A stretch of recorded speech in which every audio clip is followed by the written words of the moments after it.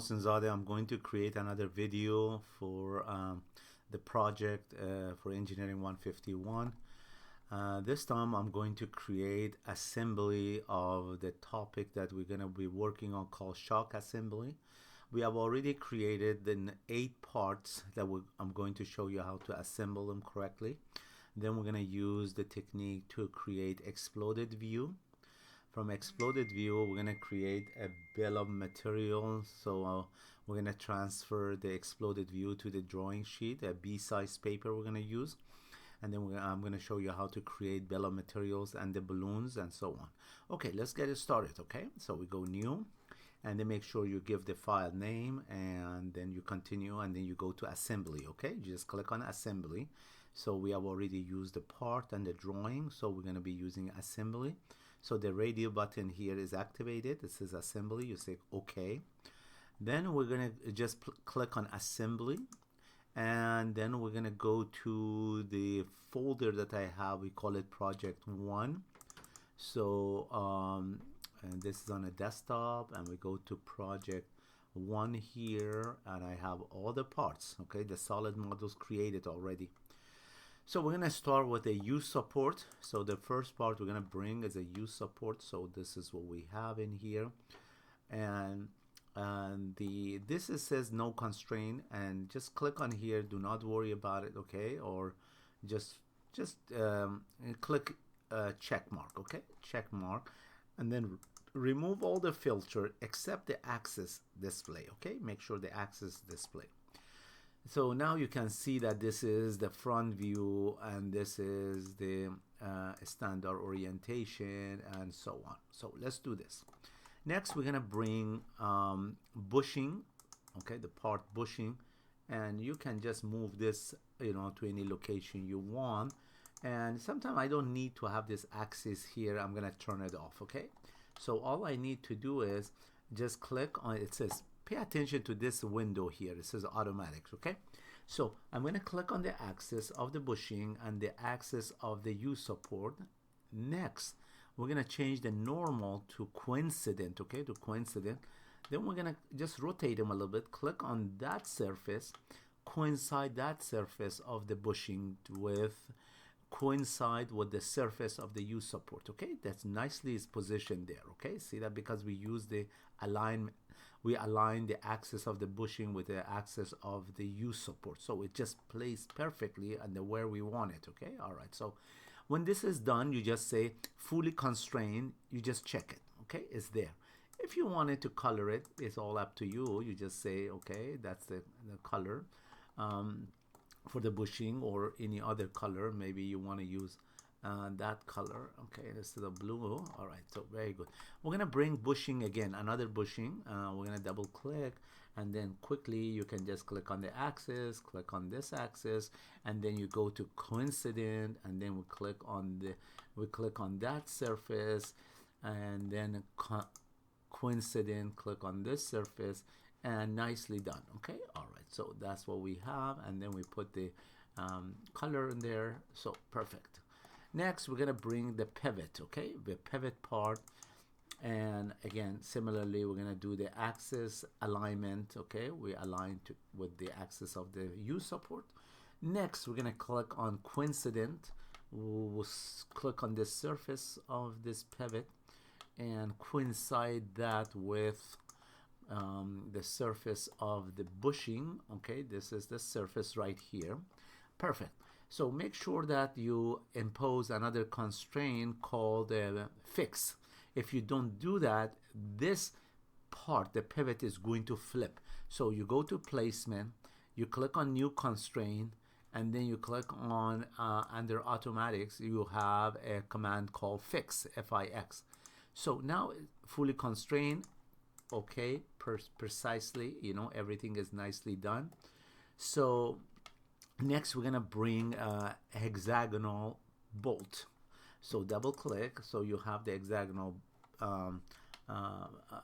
bolt, and we're gonna click on the axis, and then we click on this axis of the use support to begin with, and then we go to same procedures. We go coincident, and then I'm going to click on this surface of the hexagonal bolt and coincided with this surface here, so we have to click on coincident and then click on that surface, and nicely done. Okay, perfect. And fully constrained, happy to continue. Okay, so and say if you want to use a color for it, doesn't matter, we just up to you what color you want to use. Next we're gonna bring the castle knot. Okay, that's a castle knot, and let me just show you what I mean by that. Okay, this is a castle knot right there, and we're gonna click on the axis of the castle knot and the axis of this entire assembly, and then we're gonna go to coincident, and we're gonna coincide this surface of castle knot with this surface coincident with this surface here. Okay, so it's gonna move it and position it nicely there, and that is done. Okay, beautiful. And if it's you know, whatever color you want to use, just to be able to differentiate. Okay, so that's beautiful. Next, so we got the top part all taken care of. Next we're gonna use we bring another part, we call it the bracket. Okay, we're gonna bring bracket and the axis of the of this cylinder, and then we're gonna match it with this one, and then we go to coincident, click on this surface here that you wanted to coincide with the top surface here of the bottom of this U support, and everything is good to go and is nicely positioned. In the past, you know, prior edition of Creo Parametric or Pro Engineer, that Creo Parametric is a new name, but it used to be called Pro E. The engine is Pro E, the engine of this software, powerful software. But recently, or when I say recently, I mean 5-6 years ago, this software the name was changed from Pro Engineer to Creo Parametric. But we used to have a command for assembly called mate. So we used to use mate and mate this part with this part. But now we call it coincident, okay? Alignment and coincident. All right, so next we're gonna bring the washer, okay? The washer, and that washer has an axis, and if you just zoom it, you can see that there's an axis for the washer. It says automatics, okay? It matches with this automatics here. Next, we're gonna do this. We're gonna just rotate. Always rotate them so you know where you're at. So you just say coincident, and we coincide. Coincide the surface of that. Okay, with coincide with this, and then we go to coincident, and then with this. For some reason this is constraint invalid. I'm gonna just remove that, and something went wrong. Okay, so I'm going to bring washer again and try to, because I didn't do something right, so I'm going to click on the axis of this washer. It's so simple because I forgot to align it with this axis. That's what happened. Okay, so next I'm going to, you know, if you wanted to move it to the side, you can also do that. Okay, so let me turn off this here, and then we go to coincident.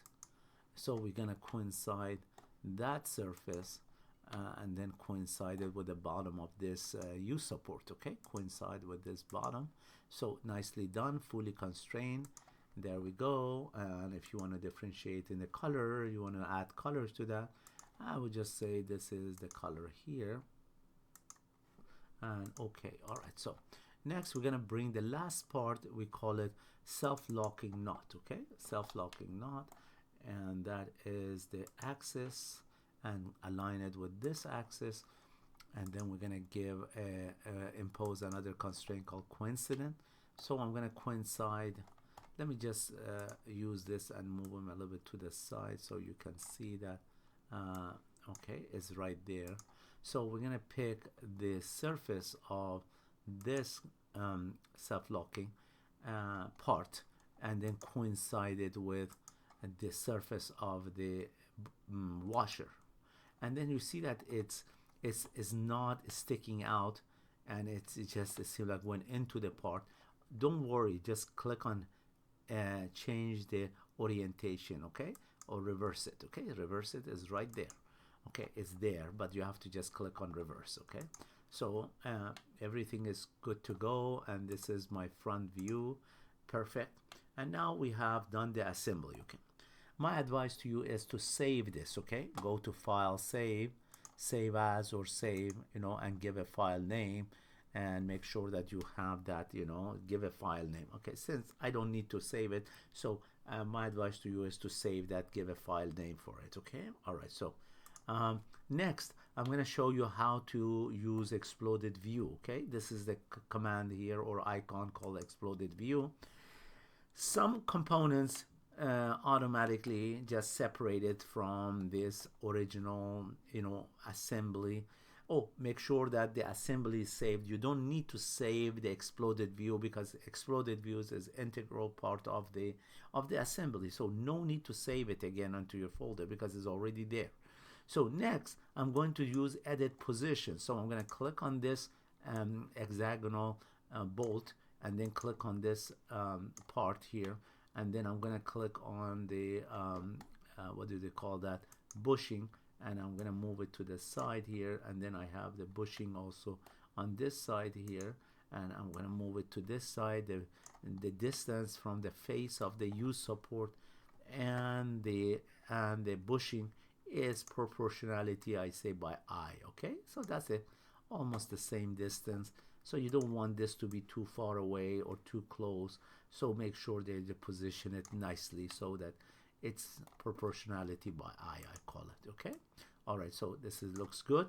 Now make sure that you hold the control down, because you click on one part, then you click on this part, then you click on that part, and this part, and this part, then you lift it up. Okay, simultaneously you lift them up.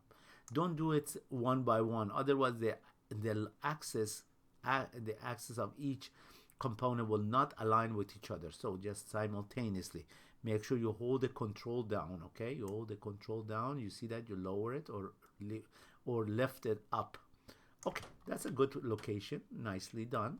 And then we go, okay, well, I'm done with that part. Let's just move this a little bit higher, and then the washer, everybody's happy now. Okay, you are in good shape, we are all in good shape. I hope you are following this. Okay, so then we go check.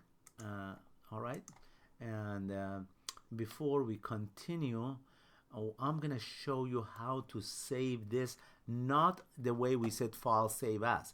We're gonna save it this orientation by using the manage views. Okay, manage views, or we call it view manager. Make sure you click on explode. Okay, click on explode, and you should see the default explode. Okay, the green arrow.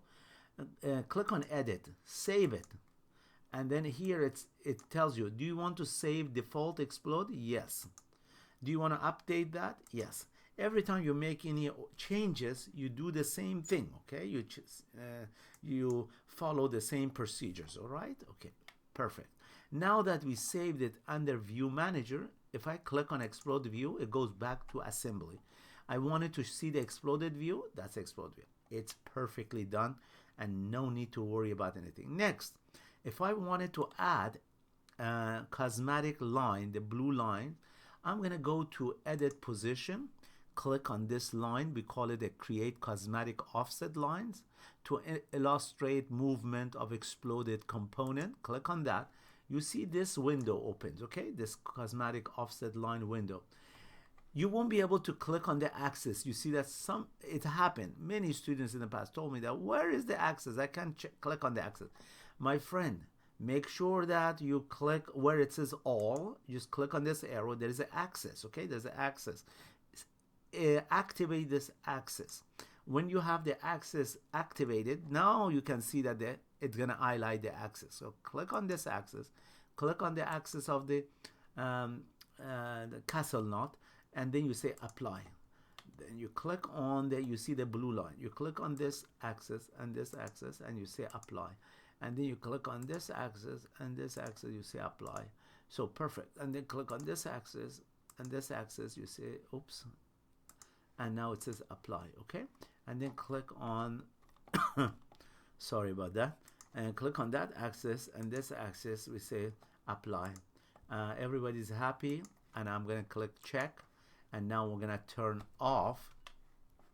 Okay, we're gonna turn off the original axis. We call it the brown color axis display. We're gonna get rid of it. Now you can see this beautiful blue type of cosmetic offset line. Okay, perfect. So I'm happy with that. Now if I wanted to update this, I'm gonna go to view manager. I say edit, save. It says default explode, yes. Explode, yes. And then update, yes. I'm happy, everybody's happy. So we go explode, view, and explode. Okay, explode. Now I wanted to do not save it here because it's already part of the assembly. You don't have to go back here and say save as and all that. Okay, no need. So if this orientation is you know, good, nicely done, and all we have to do is go to reorient and then save this under reorient, save, and we're gonna call it for example Mo. Okay, we're gonna say Mo. You can give any name you want. Okay, just Mo is gonna appear in here where we have all the views, say back, bottom, front, left, and Mo is here. So we say okay, we saved it. Now we go to new and we click on drawing, the radio button activated, and then give a file name. Okay, and then we empty with format. We're gonna use the B size paper, and then we say okay. All right, we're gonna bring a default. We click on default. We're gonna bring the Mo. Okay, that's a Mo, and then we go okay. The Mo that we had it there is now showing it here. So we double click on that exploded view. We say scale it. Maybe we go to 0.004, and we say okay. All right, so we have this beautiful what do we call that, the exploded view on a drawing sheet. Now that we have the exploded view on a drawing sheet, we can bring a table. We're going to create bill of materials. Okay, bill of materials or table. Table, insert table. Okay, insert table. Okay, and make sure that you number of columns is 4, number of rows is 2. Do not change anything, just click OK. And then you bring this 4 columns and 2 rows, 4 by 2, and place it somewhere, an arbitrary location. Next, we're gonna add, you double click inside or click inside this box, and then you say, you know, this is items, give it titles, item, or index is the same thing. Okay, and then I'm gonna click on here and I'll say quantity, QTY, abbreviation for quantity, and then I'm going to double click on here and we're gonna say name or description. Okay,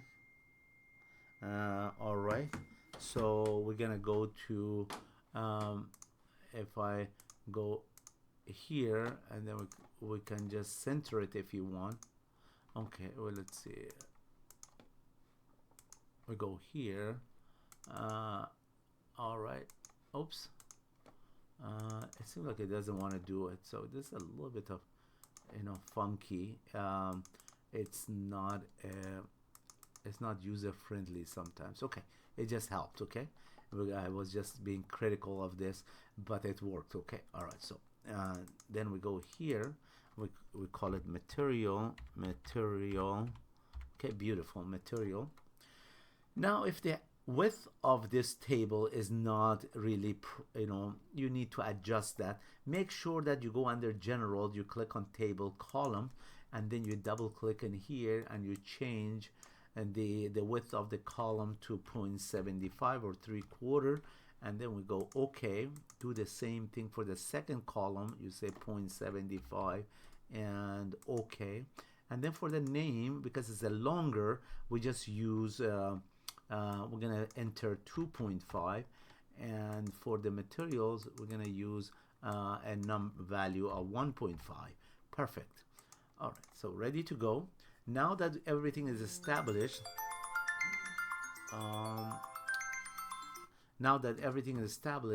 I'm going to follow certain guideline or procedures called repeat region.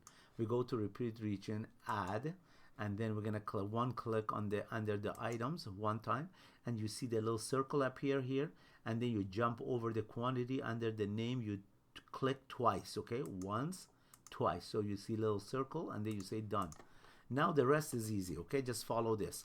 I'm gonna go back to table column and change it to general, okay? Make sure you change it to general. Double click, you say RPT, repeat index, like items, okay? Repeat quantity. Then under name, you say assemb member by name. Then you go back to repeat region, go to attribute, okay? Click on attribute, highlight this surface here, and then you say no duplicate, done and return. There we go. We have all the information that we entered to begin with is here.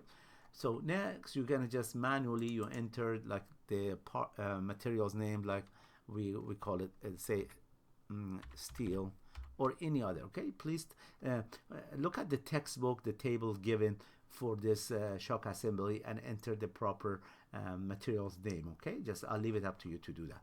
All right, next we wanted to activate or place in here, we call it something called create balloons, okay, balloons, or bill of materials balloon, okay, bomb balloons.